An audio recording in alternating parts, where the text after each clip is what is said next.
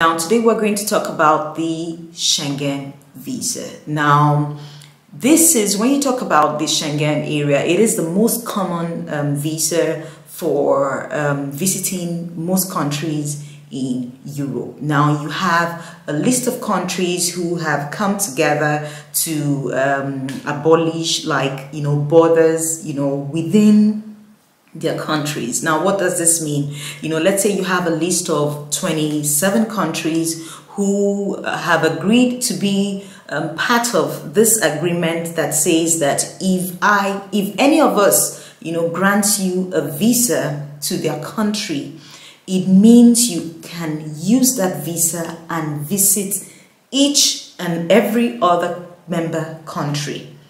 Now, if you get, for example, there are a list of countries, I'm going to just list them out here so you can see the countries that form part of this area. For example, I'm going to, let's say I want to go to France. I always like to use France because most of my Schengen visas always come from France. Or I'm going to, let's say, Greece, or I'm going to Switzerland, I'm going to Norway, I'm going to the Netherlands, I'm going to Italy, I'm going to Portugal, I'm going to any of these countries that I have listed here. Now, what it means is if one country, if Greece or Italy or France gives me a visa to their country, now because, this country that I have applied to is a member country of this Schengen, is a member,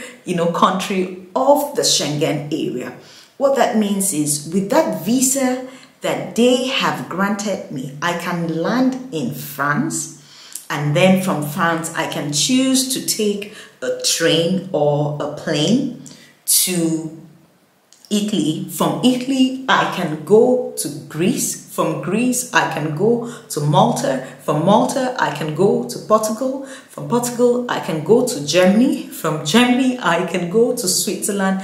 And the list goes on and on until I have visited all 27 countries. Meaning by the time I fly from France to Greece, they treat you like a local traveler. For example, if you were traveling within, the US, you'll be treated like, a local traveler. If you were traveling within Nigeria, it would just be as if you're traveling from Lagos to Abuja. So you're landing at, let's say, the local wing, of that airport, and then you don't really have to go through, you wouldn't have to go through immigration, and they don't get to stamp you in. The only time, let's talk about the single entry and the multiple entry. If you have a single entry visa, now let's say I apply to France, I do have a single entry visa to France. Now what that means is I can use that single entry visa, land in France, and then from France go to Italy, go to Greece, go to Switzerland,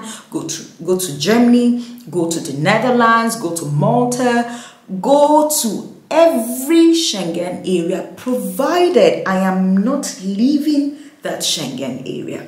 Now, if I choose to go from France to Greece and Italy, and then I take a flight from Italy to London, I have gone outside the Schengen area, and I cannot come back in without, applying for a second visa because I had a single entry visa. But of course, if I do have a multiple entry visa, it means I can go from France to Greece to Italy to Switzerland to Germany to Belgium, and then I can exit, and go to Russia if I want.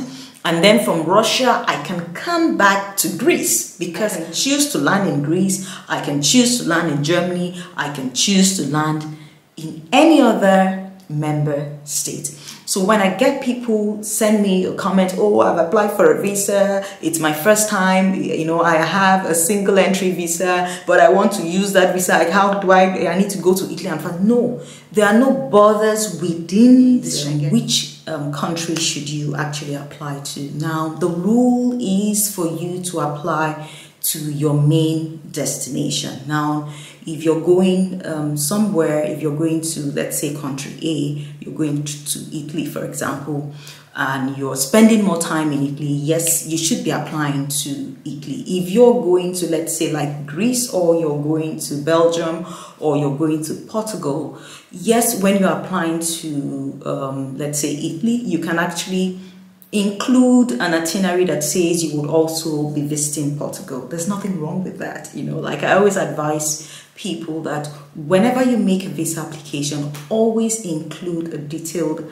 itinerary of what you're going to be doing daily on your trip. And yes, you can include an itinerary that says that you're visiting Spain, and you're also visiting, Portugal. So if you're applying to France and then you're spending, let's say, like 3 days there, and maybe you're spending 1 week there, and you're spending maybe another 4 days in Spain, you can attach an itinerary that says that reflects that. So should you disclose it? There's nothing wrong with disclosing. It actually makes it easy for them to give you like a long stay. For example, you don't want, I know some Schengen countries that would give you, if you say you're going for an event for 7 days, they'll grant you a visa for 7 days. But if you show plans to visit other places, then it would, if they agree with every other thing that you represent, then they would consider giving you an extended period of time to visit the other destination that you plan to visit. Since you have a Schengen visa that allows you entry to all these countries, if you get one from Spain, can you land in France? If you want to find out, there is a video, just you have to go watch this video, and then just let me know what you think. So if you do have any other question, feel free to leave it in the comment section and I will respond to it. Now, it's important for you to leave your comments here because it's from the comments that I get that I'm able to put out videos that can help you. So I hope this was useful. If you liked it, then don't leave without hitting the like button. And then thank you very much for joining me. You have a good day.